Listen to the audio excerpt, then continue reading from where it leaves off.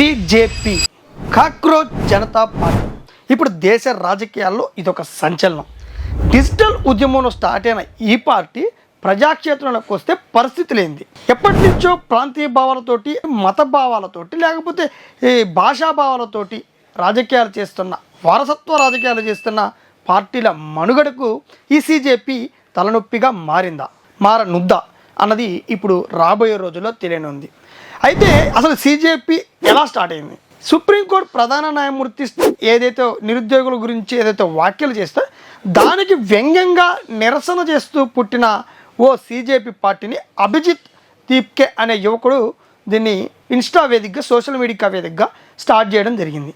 So ఈ party start చేసిన కొన్ని గంటల, కొన్ని రోజుల వ్యవధిలోనే 20 మిలియన్ల ఫాలోవర్స్ రావడంతో ఇప్పుడు ఇదొక సంచలనంగా మారింది. ఈ నేపథ్యంలోనే ఈ పార్టీ డిజిటల్ మీడియాకే పరిమితం కాకుండా ప్రజాక్షేత్రంలోకి వస్తే పార్టీల పరిస్థితి ఏంటి, ప్రధాన అధికార మరియు ప్రతిపక్ష పార్టీలకి ఇది ఒక తలనొప్పే అనుకుంటున్న నేపథ్యంలోనే ఇప్పుడు తెలంగాణలోకి ఎంట్రీ ఇచ్చింది సిజేపీ.